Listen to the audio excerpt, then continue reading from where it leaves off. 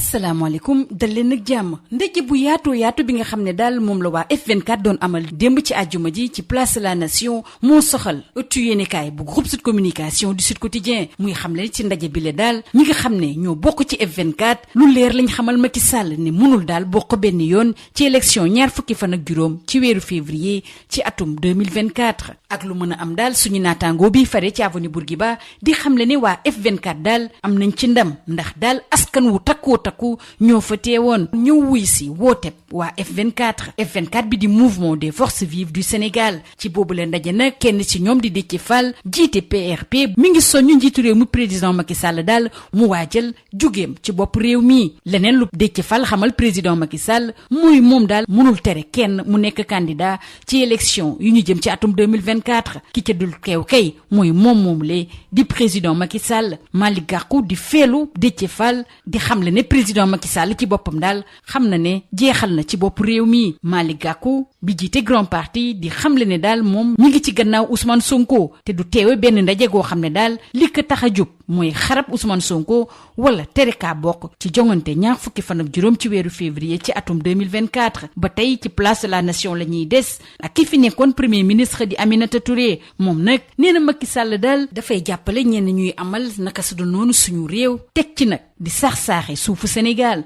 mu gën a féddaliwaat na daal ñetteelu mandat président Macky Sall du fi dal El Malick Ndiaye bu parti Pastef nag moom li ko gën a métti ci mbir mi mooy teg loxo yu tar yi nga xam ne daal moom la ñuy teg ci ñenn ñi te teguwul ci benn yoon rawatina ñi nga xam ne nag ñoom la bokkal parti Pastef secrétaire national ñu dénk ko wàllu jokkoo ci parti Pastef di El Malick Ndiaye mi ngi artu bu baax a baax jëmale ci jeexital yi nga xam ne daal mébétu nguur gi ngir tere ñenn ci waa kujje gi bokk ci élection yi jeexital yooyu yi mën a am ci yooyu la jongante bu ñu sukkandikoo ba tey ci suñu naataangoo bi faree ci avenue Bourguiba bu dee nag ñi faree ci F24 ñoom ñëpp seen kilifa yi ni ñu yëkkati kàddu dañ leen tàcc bu baax a baax Khalifa Ababacar Sall ak Pape Djibril Fall ñoom dañ leen doon yuuxu ci mujjanteel ga daal ginnaaw yeneen kilifa yi doxee tànk jàmm daal ci lañ mujje addu ñenn ci ñoom ñu ngi xam ne li tax ñu yuuxu Khalifa Ababacar Sall muy daal dañoo jàpp ne fi mu toll nii dafa lëkkoog bu baax président Macky Sall dañuy des ak moom ndax moo woote waxtaan ci suñu réew jëmale ci boobule dialogue politique ci wàllu baal bi ñu war a baal Khalifa Ababacar Sall ak Karim Meïssa Wade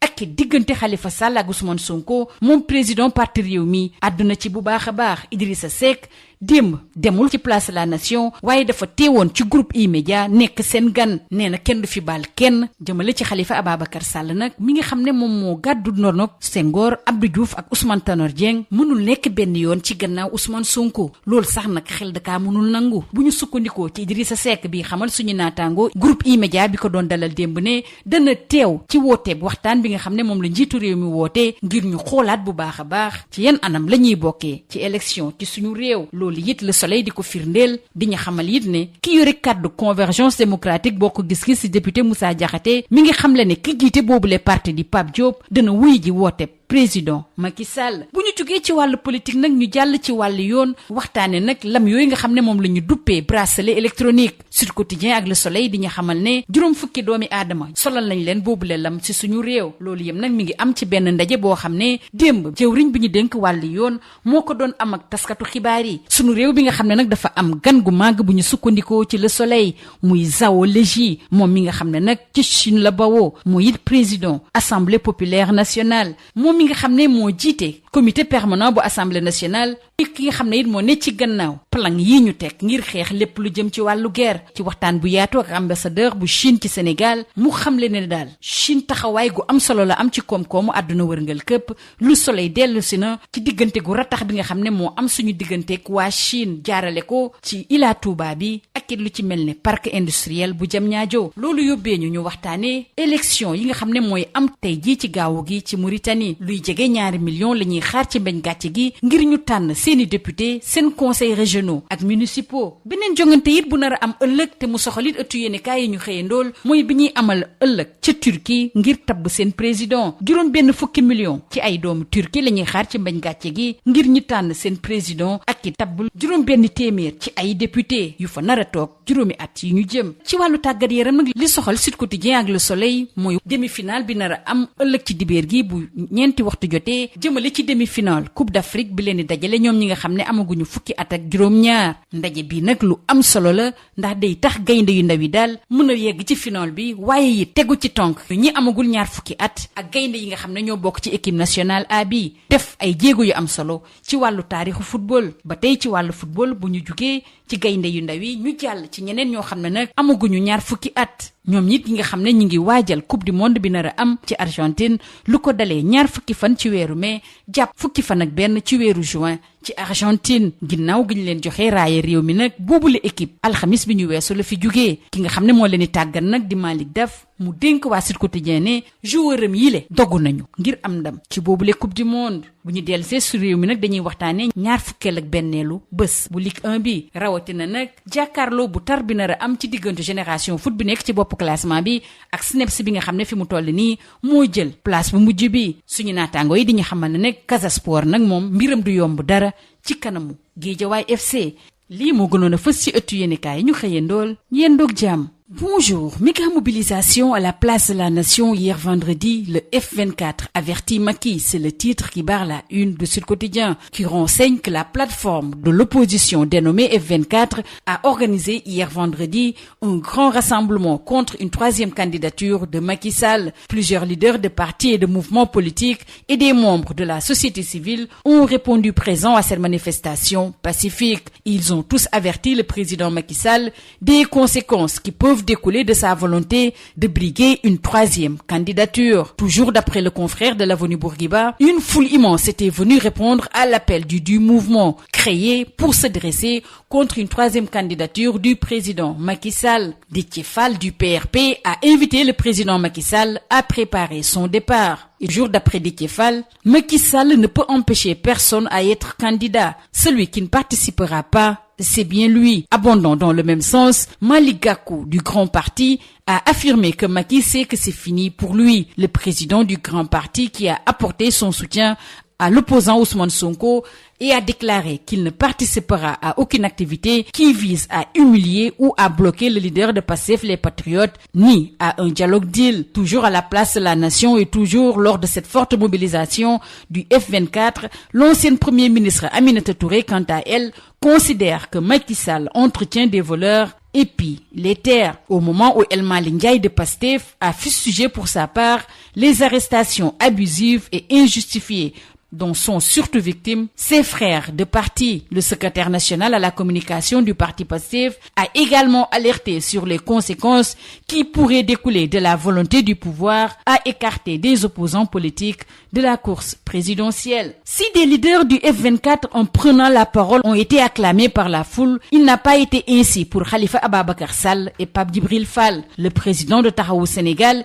et celui de Les Serviteurs ont été hués par la foule qui n'a pas voulu les écouter. Il a fallu l'intervention des autres leaders pour que la foule tempère. Interrogé par le confrère, quelques manifestants furieux ont dû soupçonner le président de Taxawu Sénégal d'être en connivence avec le président Macky Sall. Macky Sall qui prône ce dialogue politique. Justement, restons avec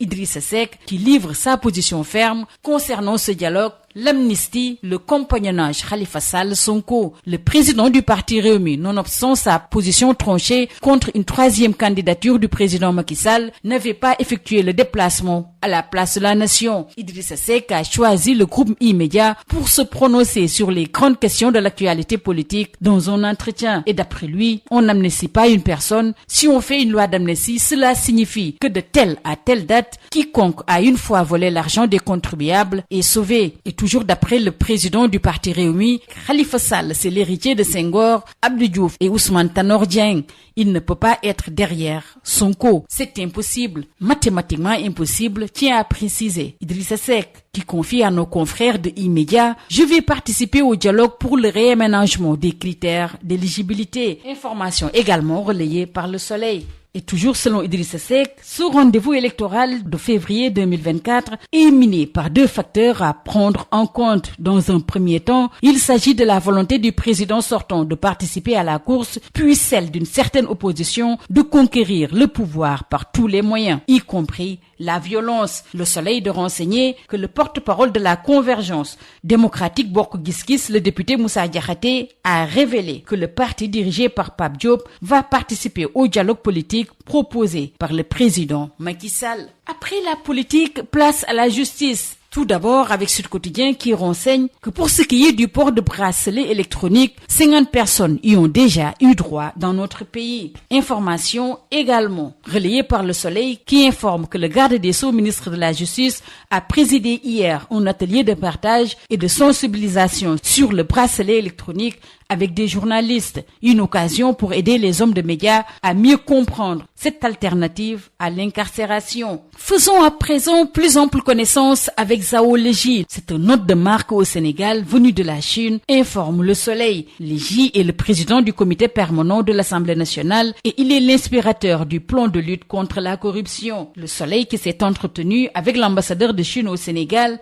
qui déclare, je cite, « Dans un monde incertain, une Chine certaine sera toujours un moteur de la croissance mondiale ». Le Soleil est également revenu sur cette coopération exemplaire entre le Sénégal et la Chine, dynamique et riche de projets phares. Sur l'international, retenez que les Mauritaniens sont appelés aux urnes ce samedi. Quelques 1,8 million d'électeurs sont appelés à choisir leurs députés, leurs conseils régionaux et municipaux, alors que la Turquie se prépare avec 60 millions d'électeurs turcs qui sont appelés demain dimanche 14 mai à voter pour élire leur président de la République et les 600 députés pour les 5 prochaines années. En sport, le Sénégal fera face ce dimanche au Burkina en demi-finale de la CAN U17 qui se déroule en Algérie. Le ticket de la Coupe du Monde en poche, les Lionceaux tenteront de s'ouvrir le chemin de la finale, mais surtout de marcher sur le pas des sélections U20 et locales qui ont décroché cette saison le premier titre de leur histoire. Et pour ce qui est de la 21e journée de la Ligue 1 sénégalaise, Génération Foot va tenter de conforter son fauteuil